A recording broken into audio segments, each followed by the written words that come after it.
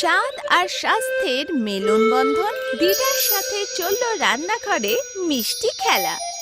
নারকেলের পরোটাতে লুকিয়ে ছিল মিষ্টি সন্দেশ। ভাগ করে নেয়াতেই আছে আসল সুখের রহস্য। মিষ্টি শুধু চিনিতে হয় না, এখানে মিষ্টি আর সমঝোতাতেই হয় সব আশীর্বাদ সফল।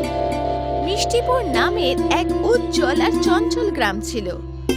ওখানকার সকাল হাসি, মন্দির ঘন্টির ধ্বনি আর পাখিদের আওয়াজ আর প্রত্যেক ঘর থেকে আসা তাজা জল খাবারের গন্ধ ভরে থাকতো।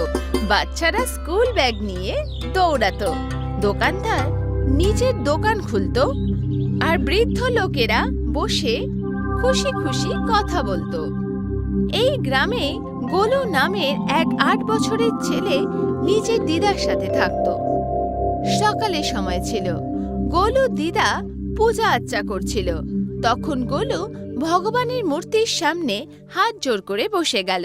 ঠাকুমা দেখো, আমি সব সময়ের মতন সকালবেলা উঠে পুজোয় সামিল হয়ে গেছি। এবার আমাকে তাড়াতাড়ি লাড্ডু দিয়ে দাও। আমি জানি গোলু, তুই পুজোতে শুধু লাড্ডু খাওয়ার জন্যই আসিস।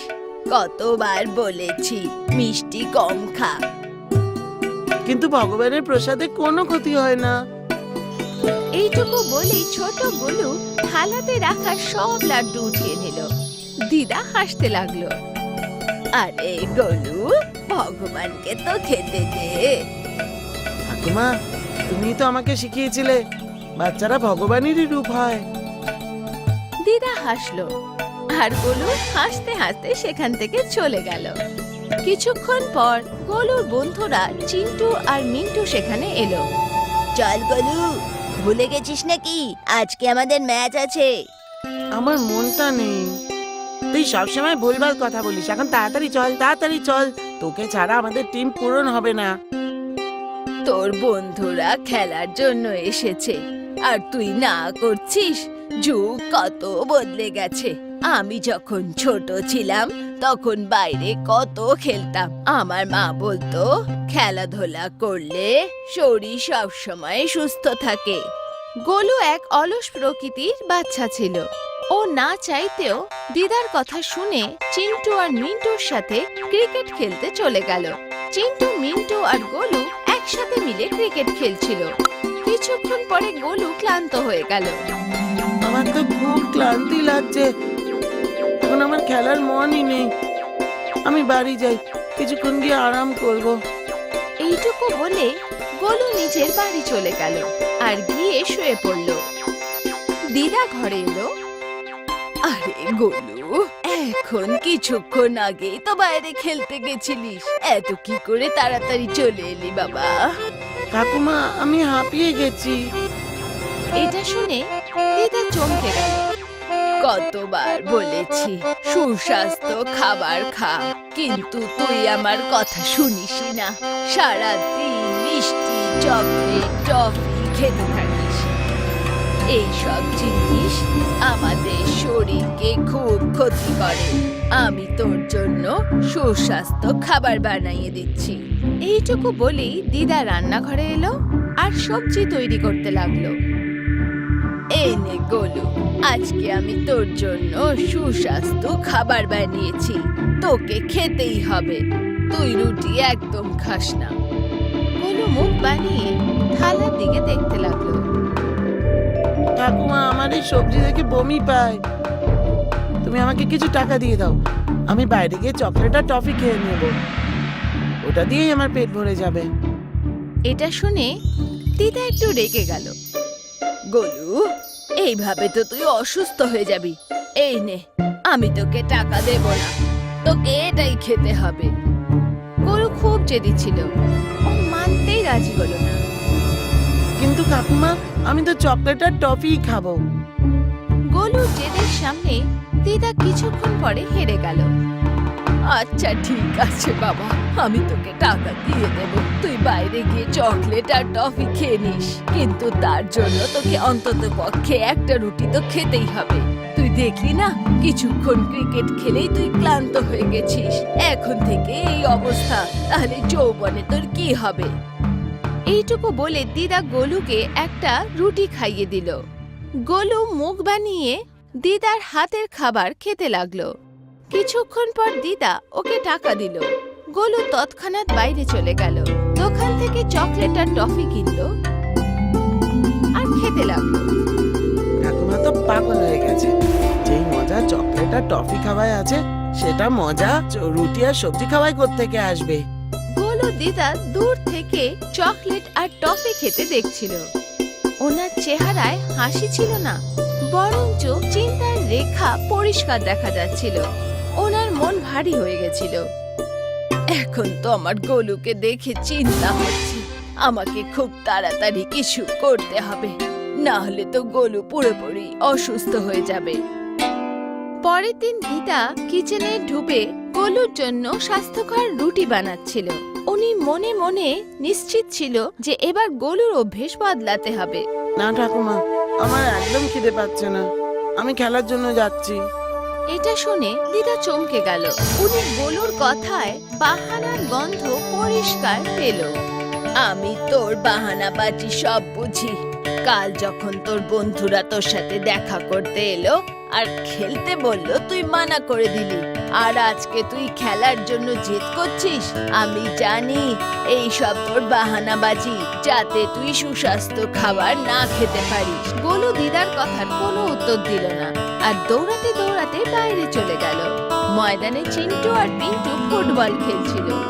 গোলু ওদের কাছে এলো। আরে, আজকে তোমরা দুজন ক্রিকেট খেলছো না, ফুটবল খেলছো? আমি চাই যে তুইও আমাদের সাথে ক্রিকেট খেলুক। আমার ক্রিকেট খেলায় কোনো মজা নেই, তাই আমরা সিদ্ধান্ত নিয়েছি আমরা ফুটবলই খেলবো। আমিও ফুটবল খেলবো। এটা শুনে চিন্টু হাসতে লাগলো। পাগল হয়ে গেছিস নাকি? তুই ফুটবল কি করে খেলবি? আমাদের দুজনকে দেখ, আমরা ফিট। যখন আমরা দৌড়াই না, একদম হাঁপিয়ে যাই না। ফুটবল খেলা সুস্থ শরীরের মানুষের কাজ। তুই তো খুব দুর্বল।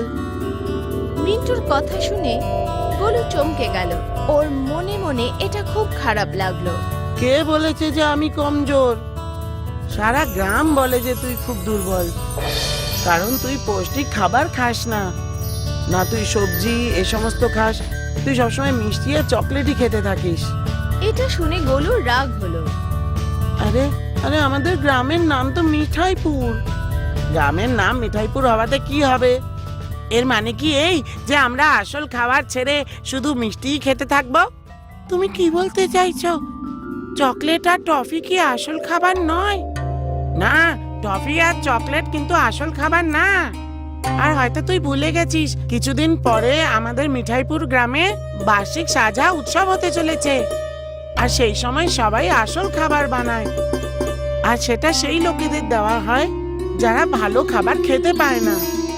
আমরাও তাতে অংশ নেব, আর আমরা তার জন্য ভালো খাবারও বানাবো। কিন্তু তুই ওই অনুষ্ঠানের অংশ নিতে পারবি না, কারণ তুই তো আসল খাবারটা কি সেটা জানিসই না। এইটুকু বলেই চিন্টু আর মিন্টু হাসতে লাগলো। ওদের হাসি চিন্টুর মনে খুব লাগলো। ও উদাস হয়ে ঘরের দিকে ফেরত এলো। গোলুকে উদাস দেখে দিদা চমকে গেল। ও তো সবসময় হাসির সাথে বাড়ি আসে, কিন্তু আজকে ওর চেহারা খুব উদাস। আরে গোলু, আজকে তোকে উদাস কেন দেখাচ্ছে? তুই তো সবসময় হাসি খুশি বাড়ি আসিস। ও চিন্টু আর মিন্টুর সব কথা দিদাকে বলে দিল। চিন্টু আর মিন্টু আমাকে নিয়ে মজা করেছে। ওরা আমাকে দুর্বল বলেছে, আর এটাও বলেছে যে আসল খাবার কি আমি জানি না। আর কিছুদিন বাদে আমাদের গ্রামে বার্ষিক সাজা উৎসব হবে, আর আমি ওতেও অংশ নিতে পারবো না। আমি তো জানি না যে আসল খাবার কাকে বলে। এইটুকু বলেই গোলু ফুপিয়ে ফুপিয়ে কাঁদতে লাগলো। বার্ষিক উৎসব গ্রামের এক আনন্দময় দিন হতো। তখন প্রত্যেক পরিবার ঘরের ভোজন তৈরি করে প্রতিবেশী, অতিথি আর বিশেষ করে সেই সব লোকেদের দিত যারা উৎসবের খাবার জোগাড় করতে পারত না। এই উৎসব শুধু খাবারের নয়, বরঞ্চ দয়া আর সমুদায়ের ভাবনার প্রতীক ছিল। চুপ হয়ে যা গোলু, আমি তোর মনে তো দুঃখ দিতে চাই না, কিন্তু তোর বন্ধুরা যা বলেছে সেটা সত্যি বলেছে। এটা শুনে গোলু চোখে জল মুছল। এখন তুমিও আমাকে নিয়ে মজা করছো ঠাকুমা? না না, আচ্ছা এটা বল, তোর কান্নার আসল কারণ কি? গোলুর চোখে হঠাৎ চমক এলো।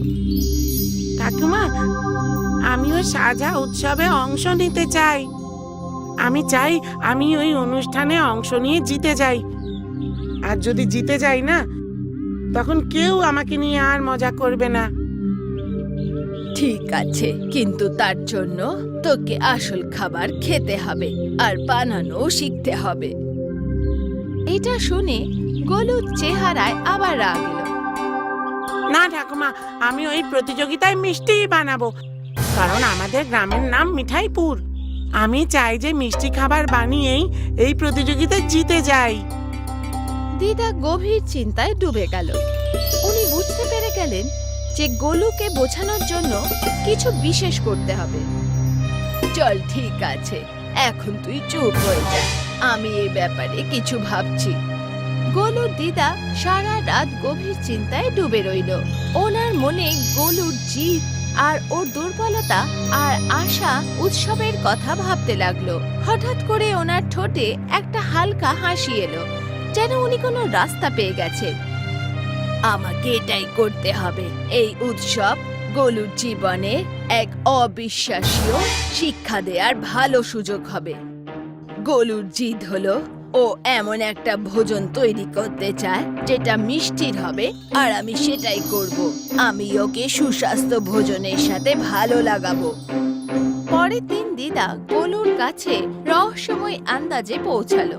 ওনার চেহারায় আত্মবিশ্বাস পরিষ্কার দেখা যাচ্ছিল। গোলু, কালকে আমি তোর কথায় অনেকক্ষণ ভেবেছি, আর আমি ফয়সলা করেছি। এই বছর কিছু বিশেষ বানাবো, তোরই পছন্দের কিছু মিষ্টি, কিন্তু শক্তিশালী। এটা শুনে গোলুর চোখ চমকে উঠল। মিষ্টি? ঠাকুমা, তুমি তো আমার মনটা আনন্দে ভরিয়ে দিলে। এখন তাড়াতাড়ি বলো, ওটা কি? নারকেল পরোটা। এটা শুনে গোলু চমকে উঠল। নারকেলের পরোটা? আমি এইরকম পরোটার কথা তো প্রথম শুনছি। এইটুকু বলে গোলু বোরিং হওয়ার একটা বড় মুখ তৈরি করলো। দিদা হাসলো। তুই জানিস না গোলু, এই পরোটার ভেতরে মিষ্টির খাজানা থাকে। নারকেল, গুড় আর এলাচ এটাকে মিষ্টি স্বাদ দেয়। তাও এটা সুস্বাস্থ্যকর আর পেট ভরানোর খাবার হয়। এটা শুনে গোলু উৎসুক হয়ে গেল। যদি এইরকম ব্যাপার হয়, তাহলে আমি এই খাবারটা বানানো নিশ্চয়ই শিখবো ঠাকুমা। তাহলে চল রান্নাঘরে যাই। আজ তুই শুধু খাবারই খাবি না, বরঞ্চ শিখবিও যে খাবার বানানো কি করে হয়। কিছুক্ষণের মধ্যে এক রোচক যাত্রা শুরু হলো। দিদা গমের আটা নিল আর গোলুর দিকে তাকিয়ে হাসলো। এটা শক্তির নিভ। উনি ধীরে ধীরে জল দিলেন।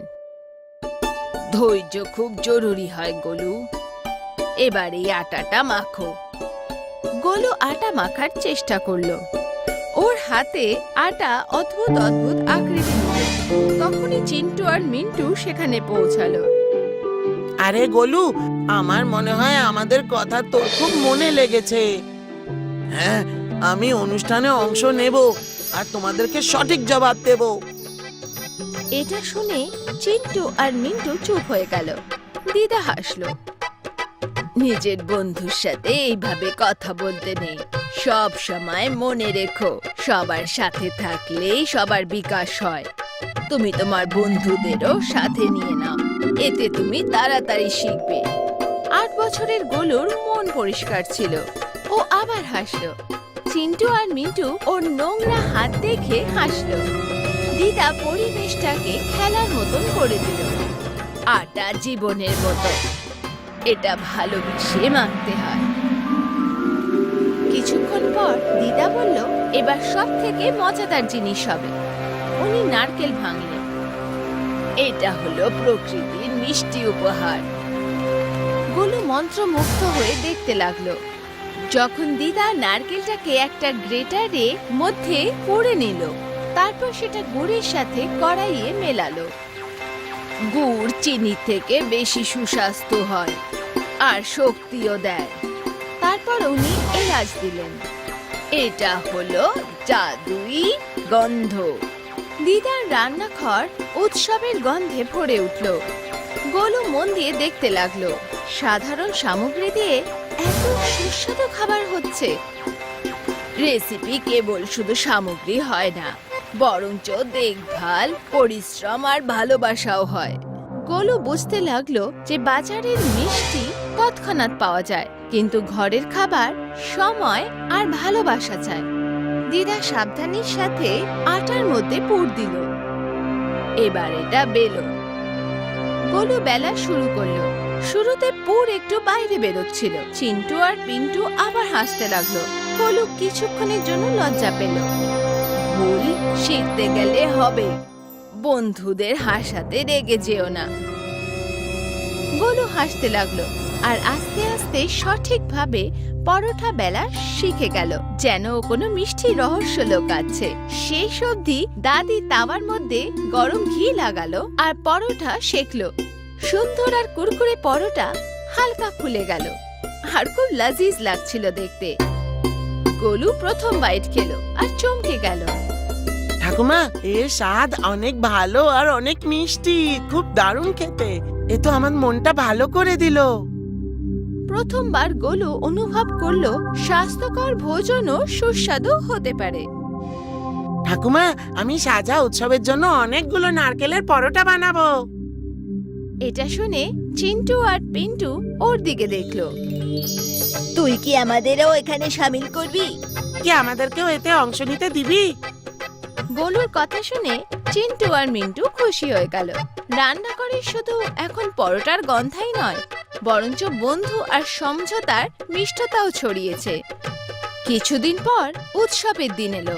পুরো গ্রামে রং বেরঙের সাজসজ্জা, সঙ্গীত আর খুশির হালচাল ছিল। সব পরিবার কিছু না কিছু বিশেষ নিয়ে এসেছিল। কোথাও ক্ষীরের গন্ধ ছিল, কোথাও পোহার ভাব উঠছিল, কোথাও লুচি আর লাড্ডু সাজানো ছিল। পুরো পরিবেশ উৎসবে সুসজ্জিত। গোলু গর্বের সাথে নারকেল পরোটার কাটুরি নিয়ে যাচ্ছিল। ওর চেহারায় আত্মবিশ্বাস পরিষ্কার দেখা যাচ্ছিল। গোলু, এটা তো খুবই সাধারণ পরোটা মনে হচ্ছে। একবার খাবে তো শুধু এরই গুণ গাইবে। যেই বাচ্চা পরোটার একটা বাইট খেলো, ও অবাক হয়ে গেল। এটা তো দারুণ! এর থেকে সুস্বাদু পরোটা আমি তো আমার সারা জীবনেও খাইনি। এটা শুনে সব বাচ্চারা পরোটা খেতে লাগলো আর এক এক করে সবাই অবাক হয়ে গেল। দেখতে দেখতেই গোলুর ব্যঞ্জন পুরো উৎসবের আকর্ষণ হয়ে গেল। খনি গোলুর নজর একটা ছোট মেয়ের দিকে গেল। ও ভিড় থেকে দূরে চুপচাপ বসেছিল। ওর চোখে উৎসবের চমক নয়, বরঞ্চ উদাসীনতা ছিল। তুমি এখানে উদাস কেন বসে আছো? এই উৎসবের মধ্যে সবাই উপস্থিত থেকে কত আনন্দ করছে, মজা করছে। কি হয়েছে তোমার? আমার নাম রানী। এইটুকু বলেই রানী নিজের পেট ধরে নিল। আমি সকাল থেকে কিচ্ছু খাইনি। এটা শুনে গোলু চমকে উঠল। কিন্তু কেন? আমার মা অসুস্থ। ওনার অসুস্থতার কারণে আমাদের ঘরে উৎসবের খাবার বানানোর কোনো জিনিস নেই। গোলুর দিদার কথা মনে পড়ল। ভোজন কৃতজ্ঞতা আর দান করার মাধ্যম হয়।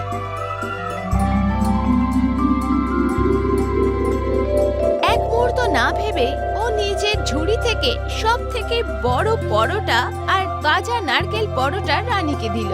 রানী প্রত্যেকটা বাইট আস্তে আস্তে খেলো। ওর চোখে জল চলে এলো। এই পরোটা ঘরের স্বাদের মতন খেতে। গোলুর মনের মধ্যে এক অদ্ভুত আনন্দ খেলে উঠল। সেই খুশি মিষ্টি খাওয়ার থেকেও বড় ছিল।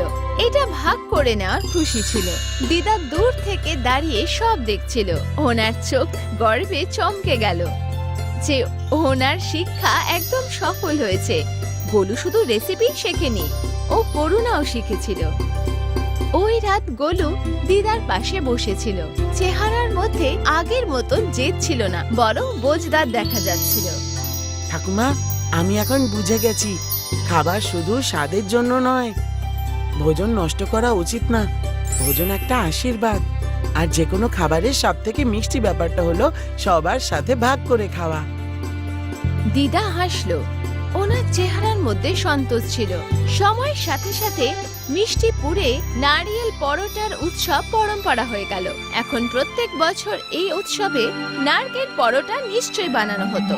গোলু এখন শুধু মিষ্টি পছন্দ করা ছেলে ছিল না, বরঞ্চ এক মিষ্টি মনের বাচ্চা হয়ে গেছিল। সত্য মিষ্টতা চিনিতে নয়, বরঞ্চ ভাগ করে নেওয়াতে হয়।